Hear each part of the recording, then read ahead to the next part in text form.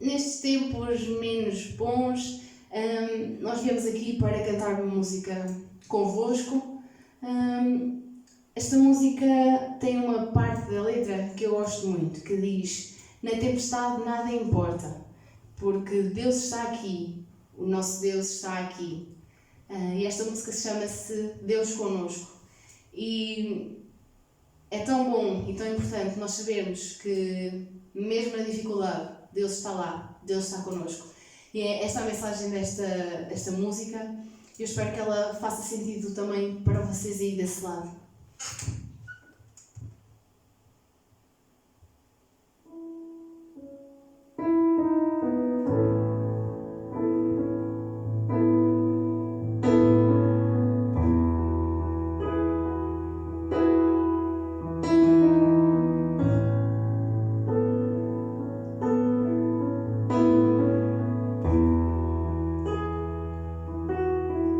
Não desanime.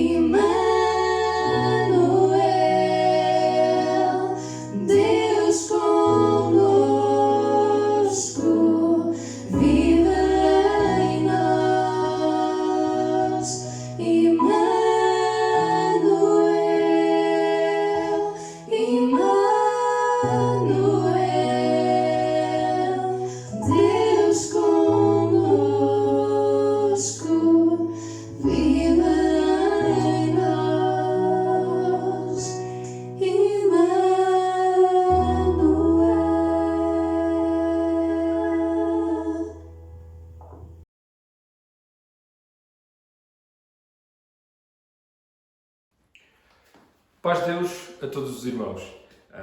Hoje gostaria que refletíssemos juntos acerca da unidade cristã.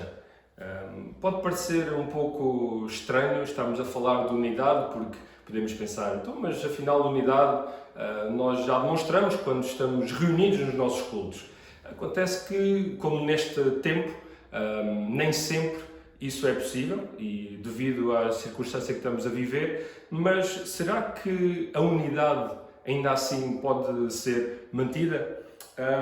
E antes de entrarmos propriamente no texto dessa manutenção, por assim dizer, é necessário nós pensarmos um pouco, afinal de contas, que unidade é que nós estamos a falar e como é que podemos obtê-la. Primeiramente, gostaria de pensar que a unidade é espiritual. O texto de Efésios 4, 1 a 3, é de particular importância para esta unidade que nós estamos a falar. Vamos ler. Rogo-vos, pois, eu, o prisioneiro do Senhor, que andeis de modo digno da vocação a que fostes chamados, com toda a humildade e mansidão, com longanimidade, suportando-vos uns aos outros em amor, e esforçando-vos diligentemente por preservar a unidade do Espírito no vínculo da paz. Então, há dois aspectos que quero destacar. Primeiro, a nossa unidade ela é fruto da nossa união com Deus. E depois é realizada pelo Espírito Santo. Então, no primeiro versículo, lembra-nos que somos chamados para uma vocação. Ora, essa chamada é uma referência à salvação, isto é, à união que agora temos com o nosso Deus. E que o apóstolo ele desenvolveu detalhadamente no capítulo 2 desta epístola. É importante pensar nisto, como o versículo começa com a conjunção pois, liga-nos aos 3 primeiros versículos. Então, tudo o que ele está a falar agora acerca da união tem a ver com aquilo que ele falou anteriormente, de agora a condição que nós temos espiritual com o nosso Deus. Essa união vertical com Deus é ao mesmo tempo horizontal, ou seja, uns com os outros. É demonstrada na humildade, na mansidão, na paciência e amor, como nos lembra o versículo 2. Isto é sustentado pela figura do corpo, mencionada logo no versículo a seguir, versículo 4, em que diz que há somente um corpo. E como o apóstolo lembra também em Romanos 12, fazemos parte de um corpo em Cristo, que é composto por muitos membros. Isto então fala-nos de unidade. E para fechar este ponto, o versículo 3, na versão O Livro, ele esclarece: procurem conservar entre vocês a unidade que o Espírito Santo produziu com laços de paz. Ora, o Espírito Santo é então o agente dessa unidade espiritual que existe entre nós. Podemos assim concluir que o Espírito Santo produz unidade naqueles que já foram salvos e que agora vivem unidos com Deus. Faz parte então da natureza do corpo de Cristo se manter unido. Um facto interessante que nós ainda podemos olhar no verso 3 é que o apóstolo Paulo não nos diz para produzirmos a unidade, mas para mantermos essa unidade. Isso acaba por ser um desafio nos dias em que vivemos, não é? Para alguns, se calhar, podem pensar, bem, agora que estou isolado uns dos outros, estamos isolados uns dos outros, é que vou conseguir ser longânimo, paciente para com o meu irmão. Bem, mas brincadeira à parte, o versículo diz-nos que nós precisamos de fazer algum esforço para isso acontecer. E como vimos, sendo uma unidade espiritual, ela não está circunscrita a um espaço físico, não é? Mas então ela pode ser mantida também sim. Mas de que forma? E agora gostaria de pensar, em primeiro lugar, nós podemos manter esta unidade pela palavra. No versículo 5 deste mesmo capítulo que estamos a meditar, ele vai mencionar um dos aspectos da natureza da unidade cristã, em que é uma só fé que se evidencia. Temos uma única fé, Fé no Senhor Jesus, no Senhor das nossas vidas, no Senhor então que morreu por cada um de nós. E conforme Romanos 10:17 nos lembra, assim a fé vem daquilo que se ouve, e o que se ouve é o anúncio da palavra de Cristo. Escutar o que a palavra nos diz é vital para a manutenção da nossa fé individual. Se temos fé é por causa da palavra, por causa do Evangelho. É por isso que ela é importante para nós. Graças a Deus pelos meios que temos hoje à nossa disposição, em que nós podemos ouvir e partilhar a palavra de Deus. Os recursos são vastos e devemos aproveitá-los mais do que nunca. Hoje é fácil partilharmos a palavra com outros, usando um SMS, por exemplo. Ao invés de partilharmos coisas duvidosas ou falsas, como as tão conhecidas fake news, que também, por causa deste problema, já circulam por aí, devemos partilhar algo que produza edificação na nossa fé, algo que de facto é bíblico. Vamos evitar partilhar mensagens que levem ao medo e pânico. Usemos a palavra para nos confortar e encorajar uns aos outros. Em segundo lugar, gostaria de pensar na oração. A oração é outro meio pelo qual nós podemos manter esta unidade uns com os outros. E desde o Antigo Testamento nós podemos ver que a oração ela foi sempre importante, foi sempre uma ferramenta de união entre o povo de Deus, e no Novo Testamento isso não é diferente.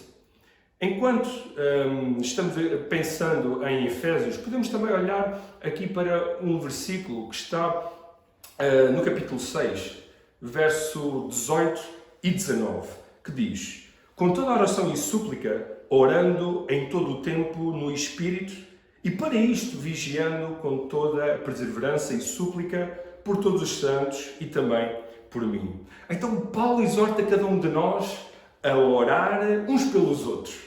Se há coisa que nós podemos fazer neste tempo, é realmente esta: orar. Repare que também o próprio apóstolo dá-nos o exemplo, não é? Ele não apenas pede para que os crentes em Éfeso orassem por ele não estava presente, mas ele também começou a carta, no capítulo 1, versículo 16, ele já havia dito: não cesse de dar graças por vós, fazendo menção de vós nas minhas orações. Então, ele não está a pedir algo que não faz. Orar uns pelos outros é uma demonstração prática do amor que temos, conforme já vimos. É uma maneira de cumprir o levai as cargas uns dos outros, lá conforme diz Gálatas 6, versículo 2. Certamente que há irmãos que neste tempo estão com grande carga, então ajudemos-los em oração. Citando um autor americano, Tim Keller, ele remata dizendo que o cristão deve ouvir e entender, assumindo física e emocional e espiritualmente parte do fardo de outra pessoa. Iniciativas como o relógio de oração, que está a ser promovido, não são para mudarmos Deus, mas sim para rogarmos, para intercedermos pela sua misericórdia por nós e por aqueles que nos rodeiam. Pois somos fracos e dependemos dele, e esta situação não é diferente. É por isso que oramos e intercedemos. Em último lugar, gostaria de pensar no bem que nós podemos fazer. Este ponto pode ser mais difícil de pôr em prática, mas o princípio de Gálatas 6:10 diz: por isso, enquanto tivermos a oportunidade, façamos o bem a todos, mas principalmente aos da família da fé. Este princípio continua a ser válido, mesmo no tempo em que estamos a atravessar.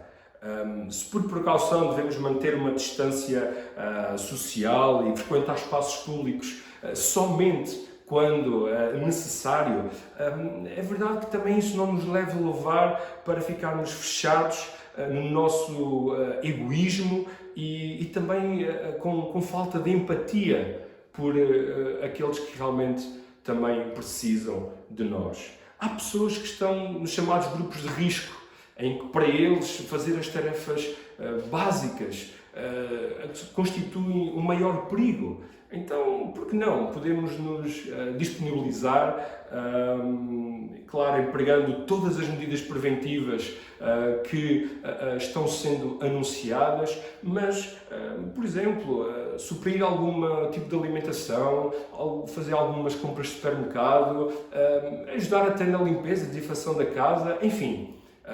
O que pode ser muito difícil para alguns e até prejudicial, podemos, então assim, continuar a fazer o bem neste tempo. O versículo de Gálatas, ele leva-nos à ação, discernir as necessidades daqueles que nos rodeiam. E se é verdade que devemos fazer isso para com todos, devemos fazer em particular aos irmãos que partilham da mesma unidade da fé que nós temos. Concluindo, que possamos agradecer a Deus por este corpo maravilhoso que é a sua Igreja. Vamos, no que nos for possível, então agir para que a nossa unidade ela seja mantida. Ainda que haja um certo nível de esforço da nossa parte, que isso não seja impedimento para que possamos também ser de bênção uns para com os outros. Então, que Deus abençoe. Não estás sozinho. Continuamos a caminhada cristã. Não queremos parar, duvidar, nem hesitar. Vamos continuar juntos, olhando para Deus, Permanecendo em oração.